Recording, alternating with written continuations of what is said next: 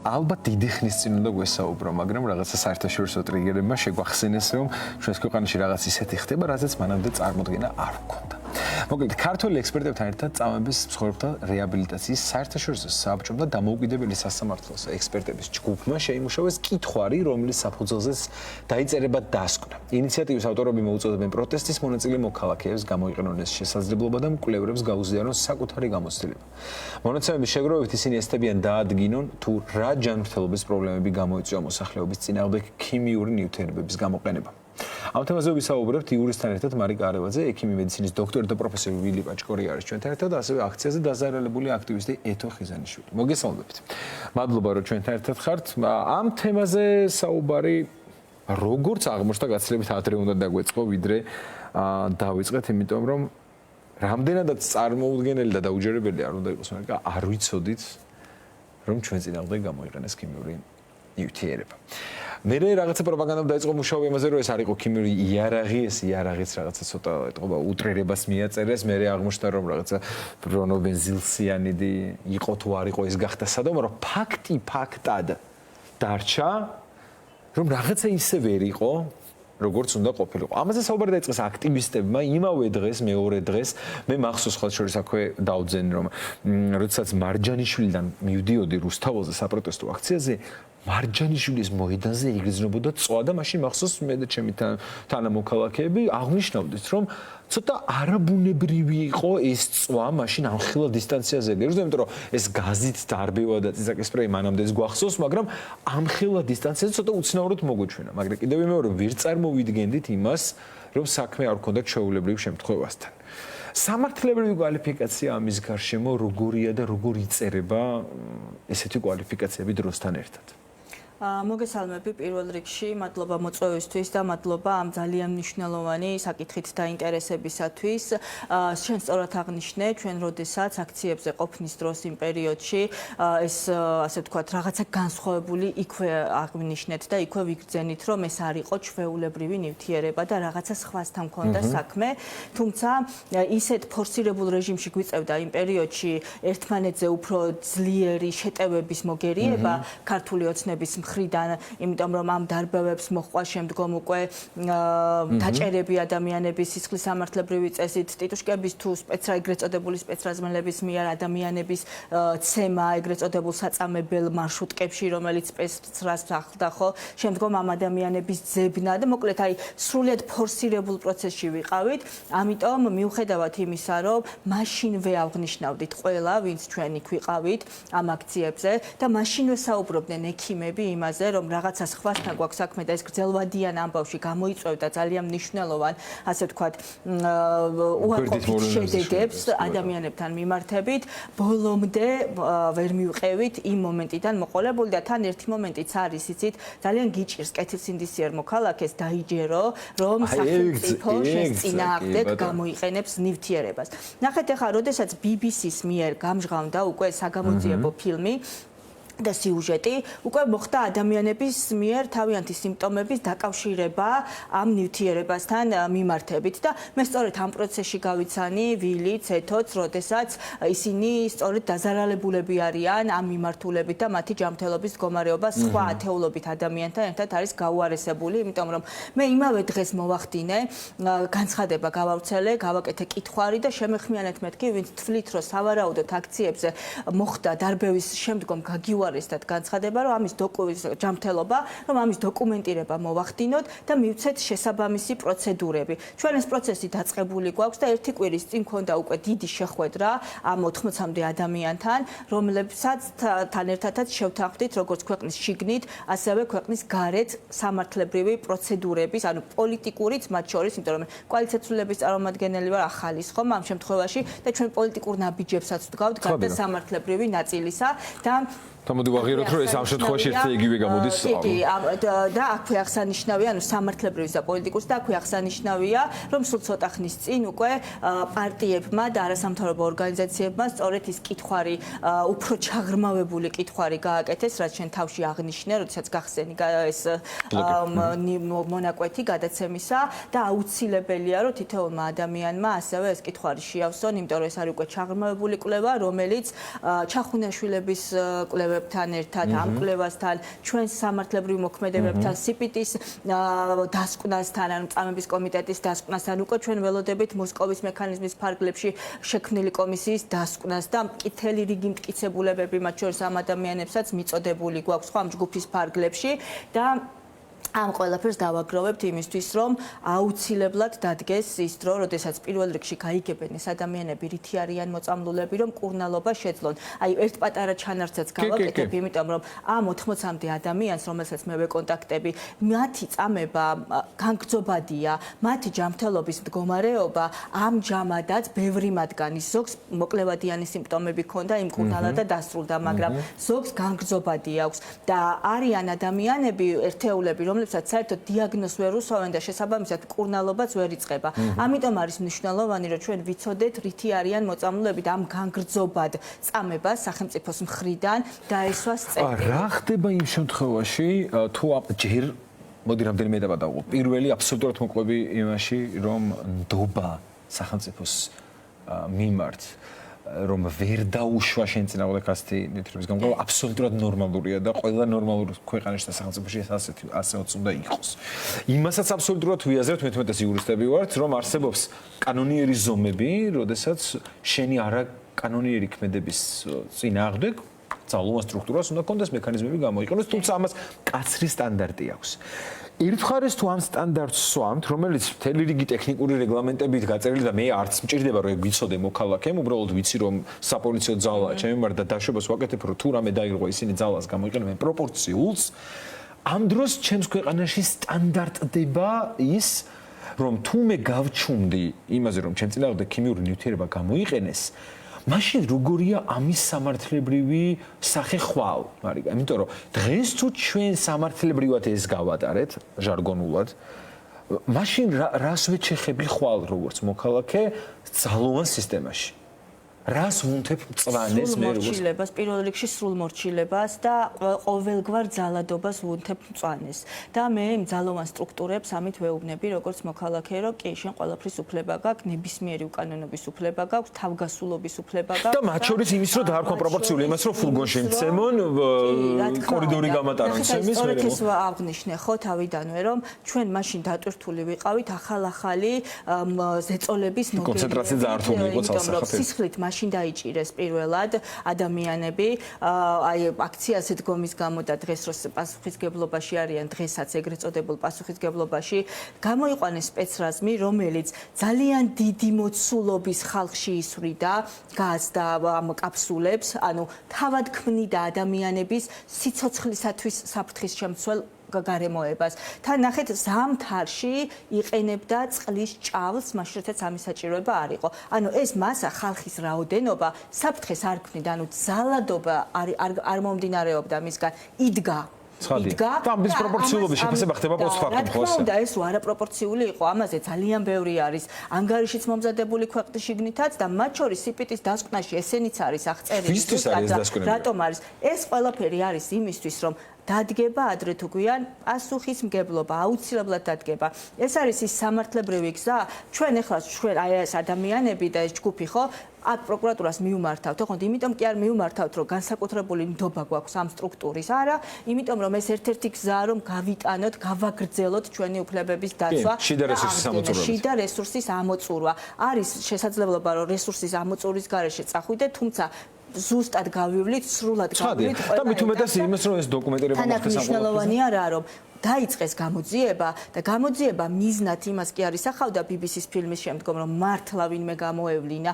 გამოძიება დაიწყეს და 2 დღეში დაასრულეს, რომ არავითარი ნივთიერების გამოყენებას აზრი არ ქონია და გააგრძელეს გამოძიება იმ ადამიანების მიმართ, რომლებიც არიან მოწამლულები, რომლებიც ამ საგამოძიებო სიუჟეტში ჩვენებებს აძლევდნენ, საკუთარი ისტორია. ვინ იყო ეგრეთ წოდებული აგენტი, რომელიც რა თქმა უნდა გაშინება ადამიანების რომ გაჩუმდი, ის რომ მე შენ სიცოცხლე დაგინგრიე, ეს ჩვეულებრივი მოვლენა. არ არის მეგობრებო ეს ჩვეულებრივი მოვლენა და არც ერთი ჩვენგანი არ ვაპირებთ გაჩერებას და მით უმეტეს როცა საქმე ეხება ადამიანის ჯანმრთელობას და სიცოცხლეს. დიდი მადლობა.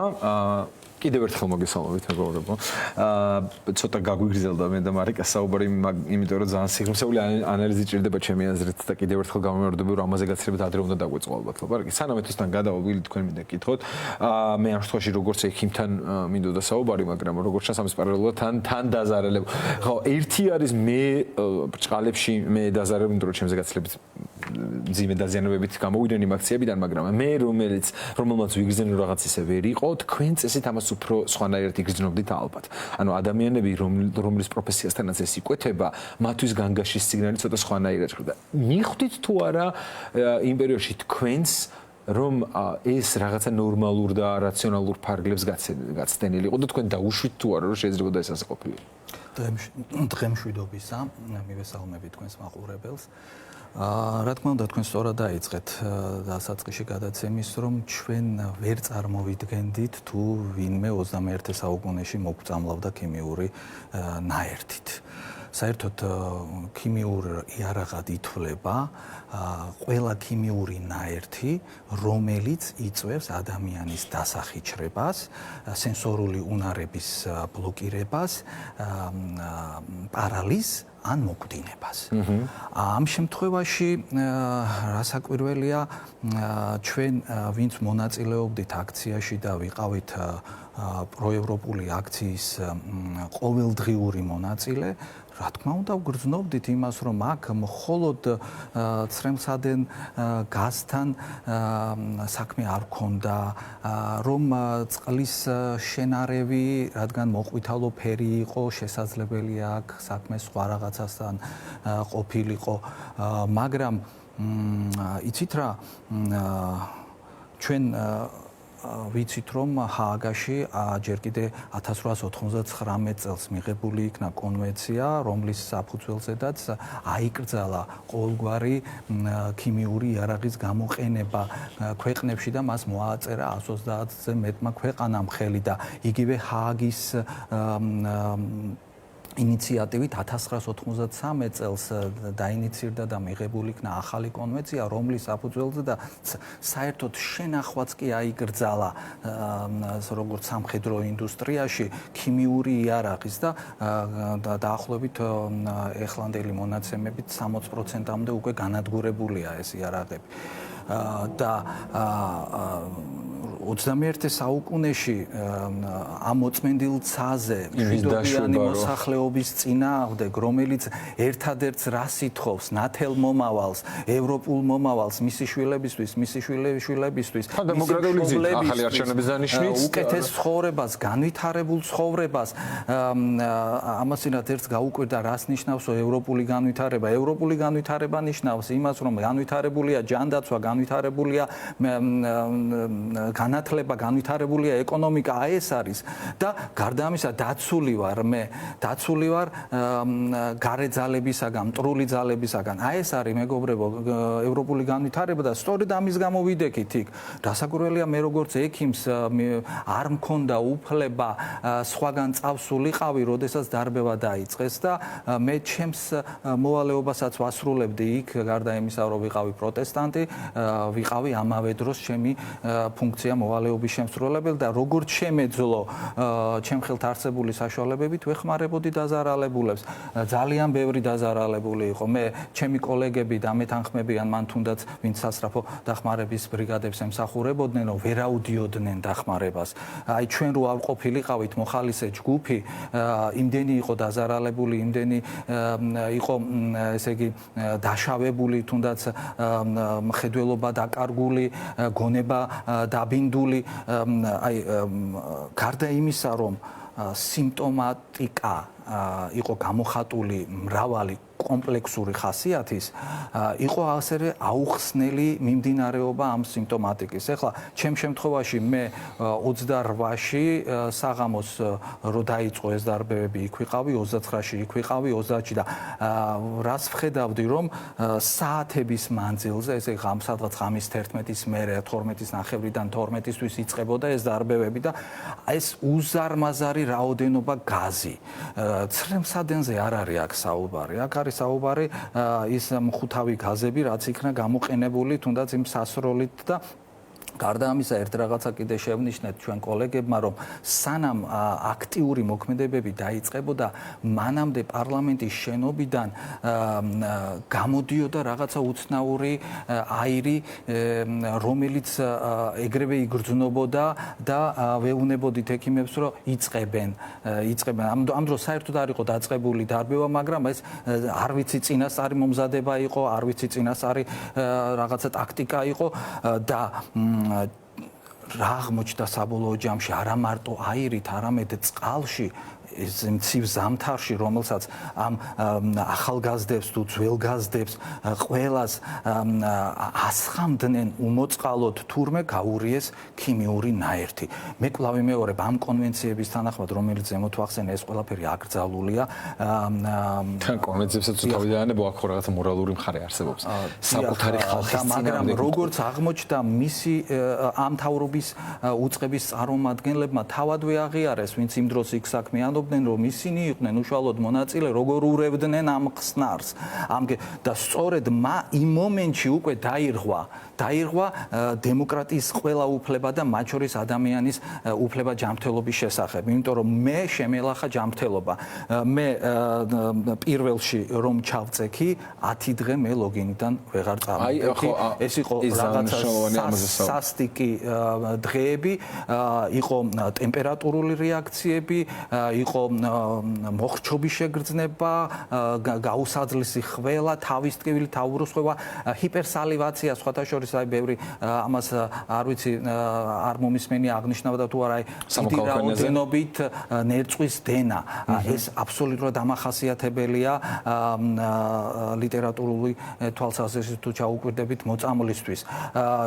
იყო ასევე იმუნური სისტემის ორგანიზმი ფაქტიურად ვერ ერეოდა. ამ სიმპტომატიკაზე მინდა ვკითხო ეთოსაც. დიახ და აი იცით სახსრებში მტვრევა ტკივილი, რომელიც დღემდე მაქვს მე შემორჩენილი, რომელიც პირიქით სპორტულ ცხოვრებას ვეწეოდი და არანაირი ტკივილები მე არ გამაჩნდა არასოდეს და მით უმეტეს ექიმს მე მას ეგრევე მივაქცევდი ყურადღებას, მაგრამ იმ დღეების მერე, იმ 10 დღის მერე მე აი ამ იმუნური სისტემის და ამასთან ერთად ნერვული სისტემის განადგურების შედეგად რასაკვირველია ჯანმრთელობა შემელახა. ცხადია. ეთოს მინდა ვკითხო ზუსტად ამაზე, რამდენად მსგავსი იყო ეს სიმპტომატიკა თქვენთან და რამდენ ხანს გრძელდებოდა ეს არის ძალიან მნიშვნელოვანი, იმიტომ რომ ამაზე ბევრი საუბრობს, რომ ეს არ იყო ერთი დღის და ორი დღის სიმპტომატიკა. არა, რა არის ჩემ შემთხვევაში თვეებით გრძელდებოდა, ოღონდ მე არ მქონდა ეს სიცხე და ეს მომენტი არ მქონდა, მე დამეწყო, ტკივილები მქონდა, თავბრუსხვევა მქონდა და აი ადგომა რო გინდა ადამიანს და ვერ დგები. ან ვერ დგები, სულ მუდმივად ცუდად ვიყავი, მუდმივი თავბრუსხვევა, მთელი პერიოდის განმავლობაში. კი, ძალიან ბევრი ხნის განმავლობაში და რაღაცა თითქმის 2 თვე რო გავიდა, აი ეს 2 თვე რო გავიდა და უკვე ანუ მე ვიცი რომ რაღაც მჭირს, მაგრამ არ ვიცი რა მჭირს. ან ზუსტად მივხვდი და ზუსტად ვიცოდი რომ მე იქ რაღაც სხვა დამემართე, იმიტომ რომ ძალიან ბევრჯერ ვიყავი აქციების მონაწილე, გავრილოვის ღამეს, მანამდე ბევრჯერ ვარ დაზარალებული, ბევრჯერ გაზის კაფსულებიც უსროლია, წყლის ჭაულის ახლა მსგავსი არასდროს არაფერი არ მქონია. მე იმ საღამოსვე მივხვდი 28-ში რომ აღაცა ეს სხვა იყო, იმიტომ რომ ეს რო გესხმო, ცოტა ხანი გეწვის, ტკივა ყველამ ვიცით, ხო, ვინც დავდივართ აქციებზე, რაღაცა მე რაღაც პერიოდის განმავლობაში გადის და როდესაც პირდაპირ მე წყლის ჭავლი მომხვდა ძალიან ახლოს თვალებში. ფაქტურად პირველ ხაზში ვიყავი და იქიდან გაუფრთხილებლად რო ის წამოვიდა ეს ჭავლი და პირდაპირ სახეში მომხვდა, თვალები დამეწვა ძალიან და გონება დავკარგეთ. არასოდეს მე არ მქონია მსგავსი შემთხვევა. კიდევ ერთხელ აღნიშნავ, რომ თითქმის არ გამომიტოვებია არასოდეს არც ერთი აქცია და ძალიან ბევრჯერ ვიყავი დარბევების მსხვერპლი, მაგრამ მსგავსი რაღაცა რომ გონება დავკარგე, ანუ მე არ მქონია, ხა შეიძლება სხვას ქონია, მაგრამ მე არ მქონია. აი მე უკვე დავარ ჩამომიყვანა მეგობარმა და რომ მოვედი ესე ვთქვათ გონებაზე, ჩადრევნები როა იქ ვიჯექი. და წამოვედი, კიდე კარგა ხანს ვიჯექი, საშინელი სუნი იყო, თავი მტკიოდა და წამოვედი, ან ვგრძნობდი რაღაც სხვა იყო. მე გაგრძელდა ეს ოღონდ გაგრძელდა ერთი კვირა ორი კვირა ნუ რაღაცა თავს ძალას ვატანკი ვდგები რაღაცა უნდა გავუნა რა ვერ ვაკეთებ ვერაფერს და ძალიან ცუდად ვიყავი მე ჩემო მეგობარმა მითხრა შენ ისეთ რაღაცის მეუნები რომ მე მგონი შენ წნევა უნდა გქონდეს და ანუ ეხლა მე არ მაქვს არ მქონდა წნევები და წნევა გამისომა და მქონდა პირველად რომ გამისომა 230 მქონდა აღარ მახსოვს 170 ბევრს გვახასიათებდა მე მთელი წლის განმავლობაში ანუ არასოდეს არ მქონია წნევა აი ერთი წლის განმავლობაში აი ერთი თვეც არ არის რა რაც ესე აღარ მაქვს ცოტა შედარებით და მთელი წლის განმავლობაში აი ეს წნევა იყო მუდმივად ჩემთან. სვავდი წამლებს, ყველაფერს, ანუ ექიმებმა რაც დამინიშნეს, მაგრამ არა მაქსიმუმ 20 თუ ჩამოიწევდა. მთელი წელი თავბრუსხვევები და ეს ეხლაც მაქვს. აი როგორ ვარ იცი, ძალიან უნდა დავატანო თავს ძალა რომ ავდგე.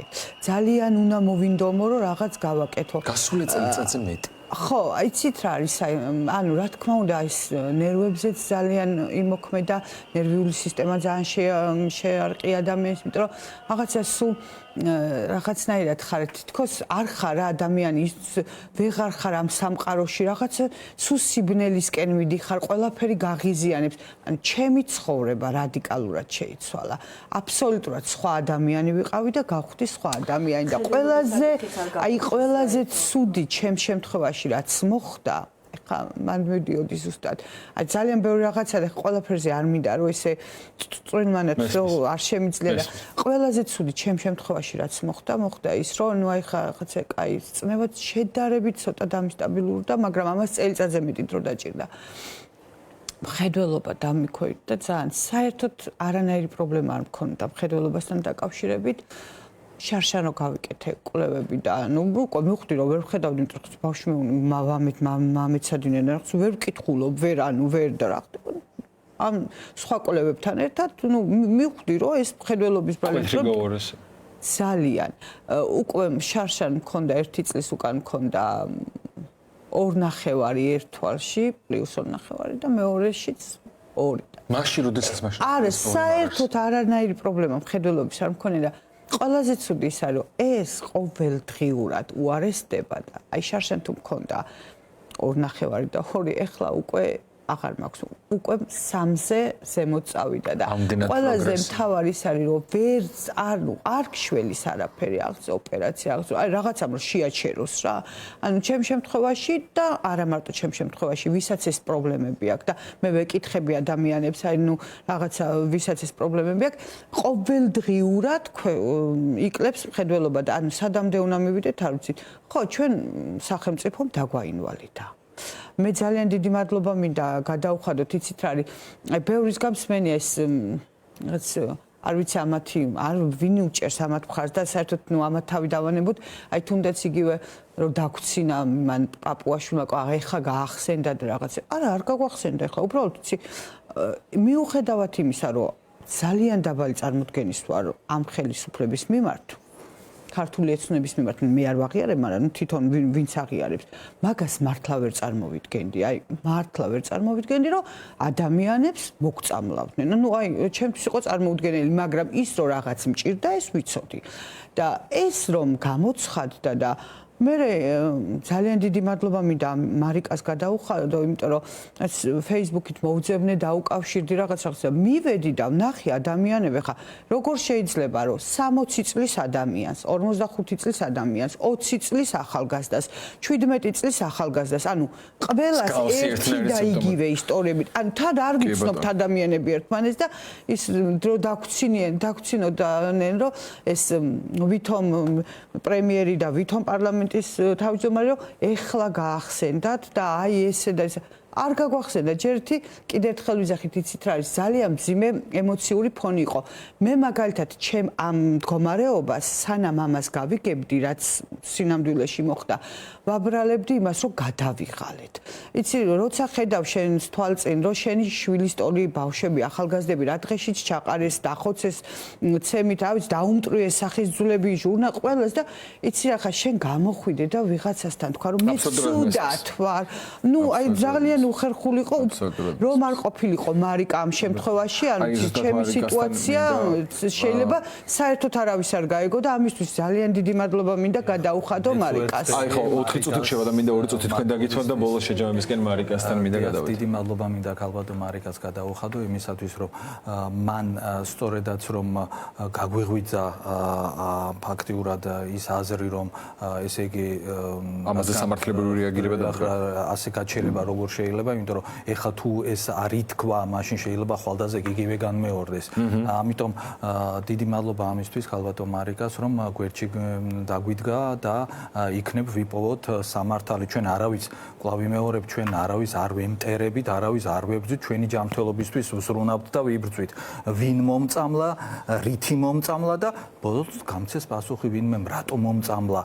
9 აპრილს მოიწამლა ხალხი, რასაკვირველია, იქ იყო გამოყენებული CS-ი, CN-ი, ცრემლსადენი, მაგრამ იყო იქ ქლორპიკრინიც გამოყენებული, ყველაზე მძიმე შეიარაღებული ქიმიური იარაღი, რომელმაც ფაქტიურად გამოიწვია სიკვდილი 9 აპრილის დაღუპულებში. ეს საერთოდ ქლორის სიტყვა, სადაც ურევია ეს ნივთიერება არის კატეგორიულად ამოსაღები, ეს წერია კიდევაც კონვენციაში, იმიტომ რომ ეს არის უმძიმესი ნივთიერება და ჩვენ ვიცით რომ გამხსნელები გამოიყენეს სწორედ ასეთი მსგავსი დასახელებებით და სწორედ ამაშია საქმე რომ ეს აგენტები რომლებიც შეიძლება იყოს პულმონოლოგიური აგენტი, შეიძლება იყოს მწველი აგენტი, შეიძლება იყოს ნერვული აგენტი, შეიძლება იყოს სისხლის აგენტები, ესენი პირდაპირ ზემოქმედებას ახდენენ ადამიანის სასიცოცხლო ორგანოებზე და შესაძლებელია გამოიწვიოს ლეტალური შედეგი. აქედან გამომდინარე ამაზე ვიღაცამ პასუხი დიდი მადლობა. აი ზუსტად აქეთკენ წავიდეთ და შეჯამებისთვის ეს გამოვიყენოთ, მარიკა, რა პასუხი უნდა მოყვეს ამ ყველაფერს? მიზეზობრივი კავშირი და მერე სამართლებრივი პასუხი.